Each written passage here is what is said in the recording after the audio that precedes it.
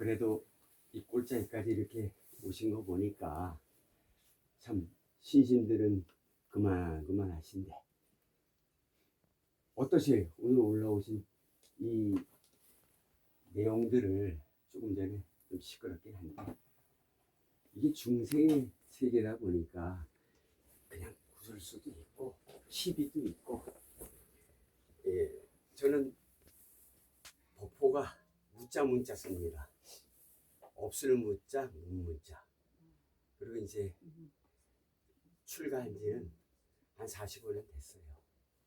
이제 앞전에 큰 스님하고는 사촌 형제가 아니라 오늘 또 그러지 않아도 이 원흥 스님이 그래도 스님 올라가서 하다못해 주변 없는 법문이지만 좀 해달라고 그래서 제가 굉장히 멀리 왔어요. 그래도 인연이 있으니까 또 여기까지 오긴 했지만 그래서 오늘 간략하게 부처님께 죽비 3배를 드리고 조금 전에 큰 소리가 난 게 저 집에서는 이런 큰 소리가 나면 안 되고 지금은 큰 스님 49제가 끝나지 않은 상태이기 때문에 큰 소리가 나면 안 되는 일이고 어떻게 따지고 보면은 이런 인연들이 있어서 왔지만 대중이 많지는 않지만 잠깐만 자 봅시다. 자 보살님들이 저 포도송이가 한 송이 있어요. 포도송이 한 송이가 크기가 클까요? 작을까요? 우리 큰신 밑에 오시고 그동안 공부하시고 또 수행을 하신 신도님들의 답변을 하실 만한 분이 계신가 모르겠네요. 포도 한 송이의 크기가 어떻습니까? 커요. 큽니다. 어마어마하게 큽니다. 포도보다 이거 요령은 어떻습니까? 어떤 게 커요? 더 크죠. 요령이 크죠? 그럼 포도 한 송이를 놓고 얘기를 할 때 개미가 보면은 포도 한 송이가 크다 작다? 완전 크죠. 개미. 크지.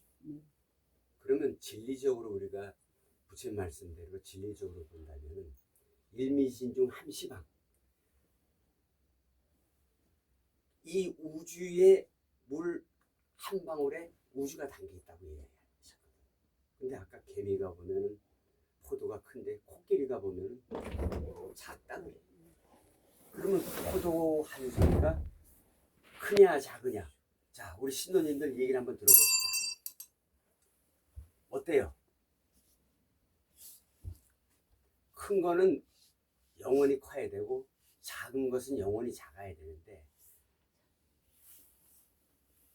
크다 작다 하는 것은 우리가 학교 다닐 때 수학의 수열에 따져볼 때 A는 B보다 크다고 할 수 있는 일이고 B는 A보다 작다 같거나 또 다르다 할 수 있긴 한 결국은 단언컨대 우리가 신도님들이 바라보는 세계는 영원한 것은 없어요.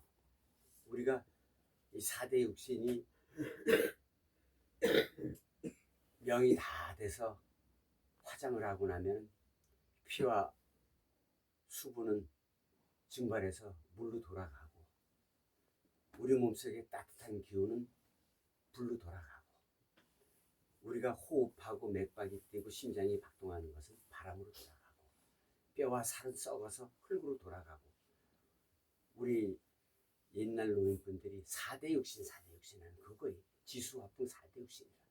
그것은 육신의 무게는 그 지수 화풍의 4가지 원소로 다 돌아갔으니 70년 80년 동안 끌고 다녔던 이 몸의 주인은 어디로 갔을까? 잠시 여러분들이 찰나라에도 어떤 선택을 할 때 몸이 먼저 반응을 하던가요? 아, 내가 지금 갈증이 나니 물을 마신다. 물을 마셔요. 근데 마음이 먼저 갈증이 나서 물을 마셔야 되겠다고 선택을 하고 나서 물컵을 들고 물을 마시게 됩니다. 찰나라에도 여러분들 몸이 먼저 따라간 적은 아마 없을 거예요. 찰나라에도 순간이라도. 결국은 이 4대 육신을 끌고 다니는 주인공은 마음이라고 하는 건데 부처님께서 성불을 하신 것이 아신 것이 무엇일까? 부처님께서 팔만장경을 설하셨다고 해도 예전의 조사 스님들은 코 닦은 종이에 비유를 했어요. 장경을, 부처님의 말씀을 비유하기를 그렇게 안 했고, 또 부처님께서 탄생해 하셔갖고 사방으로 7보씩 걷고 천상천하 유화독전을 외쳤으니 예전에 운문 스님이라는 분은 그렇게 외치셨어. 내가 그 당시에 부처님 태어날 탄생불 그 당시에 내가 있었다면은 개밥그릇에 던져줄 거라고 이렇게 비유를 드셨어. 그랬더니 그 후에 큰 스승들께서 참 운문 스님께서 부처님의 은혜를 참 다소나마 갚았다고 이렇게 지칭을 했어. 결국은 우리가 보면은 모든 것은 부처가 뭐냐? 불교라는 건 이거 하나야. 이거 하나야. 더도 말고 마음 하나 알면은 다 아는 거야. 근데 여러분들이 365일, 7, 80년을 들고 다니는 마음 이것만 크기가 어떤지, 모양이 어떤지, 색깔이 어떤지를 몰라. 그거 하나의 실체만 밝히면 고봉은 필요 없어요. 거기 그 자리에는 석가모니 부처님도 필요가 없어요. 그거 하나. 성품 하나 아는 것만 안다면 팔만장경이 그냥 휴지 조각이에요. 우리 부처님 당시에 우리 여러분들 잘 아시겠지만 제바달다가 있었죠. 이 제바달다가 어떤 기록상에는 없는 얘기긴 하지만 제바달다가 그 안한존자의 형이에요. 근데 제바달다가 부처님을 해하려고 그 종단의 우두머리를 부처님을 대신해서 내가 이 종단을 이끌기 위해서 부처님께서 물러 앉으시고 이제는 제가 끌고 갈 테니 부처님 나 앉으십시오 해서 부처님께서 따라주질 않으니 부처님을 해하려고 영축산에서도 돌을 굴려서 부처님 뒤축이 깨지기도 하고 그랬었어요.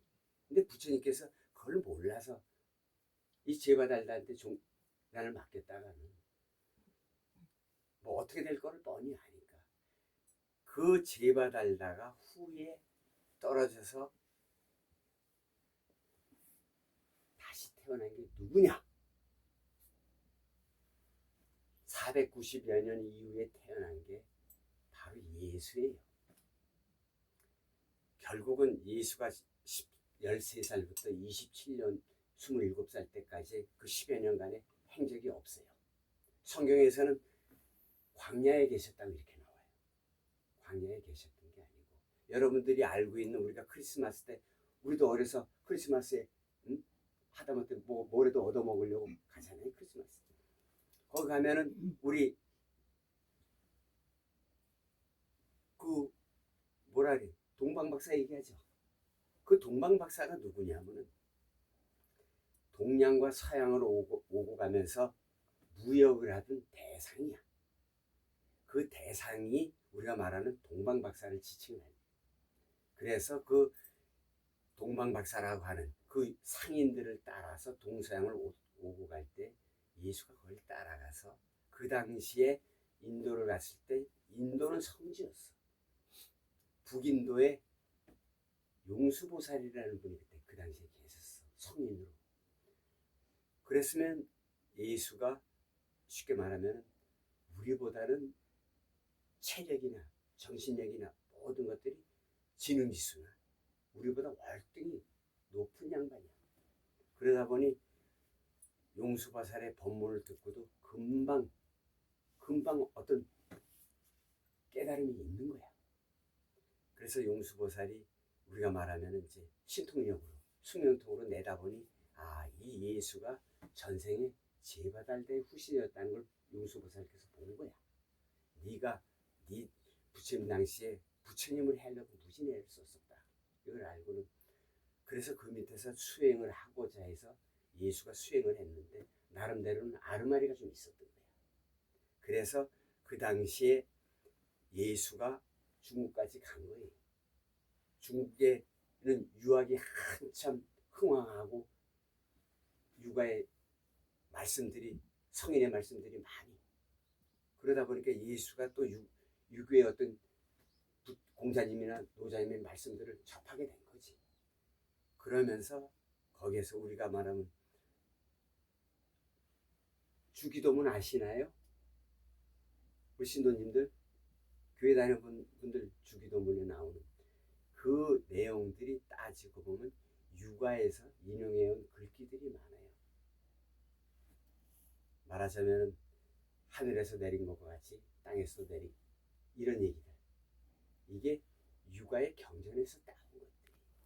또 성경에 신약에 나오는 이 얘기들은 불경에서 법화경이나 화엄경이나 이런 데서 차입을 해다가 만들어진 성경이 왼손이 한 일을 오른손이 모르게 하라. 우리가 말하는 무주상 보시나 이런 것들은 다 거기에서 비롯된 것들이. 그러니까 따지고 보면은 여러분들 아들이 부모를 닮습니까? 부모가 아들을 닮습니까? 어떤 게 맞습니까? 자식이 부모를 닮지 부모가 자식을 닮겠습니까? 그건 아니지. 근데 교회에서는 그렇게 얘기해요. 불경의 말씀들이 오히려 부처님의 말씀을 차용을 해갔다고 생각해요. 놓고 본다면은 예수님과 부처님의 460여 년의 차이가 있어요. 불기와 서기의 차이가 그 정도 차이가 있는데 앞사람이 뒷사람 거를 컨닝을 하겠어요? 뒷사람이 앞사람 거를 컨닝을 하겠어요? 그건 여러분이 판단하는 거죠. 그 다음에 어떤 이런 얘기를 합니다. 아마 대다수의 많은 스님네들이 한 번쯤은 겪어보는 일인데 저희도 다니다 보면은 지하철이나 열차나 보통 이제 지하철에서 많은 그런 어떤 경험들을 하는데 불교는 미신이고 기복신앙이고 막인입니다. 이렇게 치부를 해버려요. 근데 어떤 분은 또 그래요. 스님 그 귀신 노름 하지 마시고 하나님의 말씀을 따라서 예수님을 믿어보는 게 어떻겠습니까? 이렇게 권해요. 그러면 저는 이렇게 얘기를 합니다. 불교는 중생과 부처가 한 라인에 같이 서 있어. 중생이 한 생각 돌이키면 부처가 되는 것이고 부처가 한 생각 미혹하면 그게 중생이고 한 생각 차이에 따라서 미혹하면 중생이고 한 생각을 다 쉬어버리고 놔버리면 부처가 되는 거예요. 그러면 내가 닦아서 중생이 닦아서 부처를 이룰 수 있어서 우리가 수행을 하는데 그러면 내가 그렇게 얘기합니다. 그러면 예수님을 믿으라고 하는데 그러면 나도 열심히 하나님을 믿어서 예수가 될 수 있습니까? 하나님이 될 수 있습니까? 하나님은 유일신이에요. 그래서 그 많은 교인들은 내가 하나님의 말씀을 따라서 충직한 종이 되기를 원하고 있어요. 그렇다면 나는 아무리 열심히 성인의 말씀을 따라서 가도 하나님은 될 수가 없잖아. 근데 불교는 중생이 닦으면 부처가 될 수 있다니. 여러분들 사장 노릇하고 싶습니까? 부하 직원 노릇하고 싶습니까? 어때요? 대빵이 되고 싶잖아요. 대장 노릇하고 싶지 않습니까? 근데 기독교에서는 너 와서 쫄따구 노릇 좀 해라. 이왕이면 뭐 이왕 이 길 가고 저 길 가는데 그래도 너 조금 잘하면 대장할 수 있다는데 그래서 나는 이 길을 가고 있는 것뿐이고 불교가 진리인지는 몰라. 또 기독교가 진리인지는 몰라. 근데 그 사람들은 기독교만이 유일한 진리이기 때문에 불교는 진리일 수가 없다고 단언해버려. 나만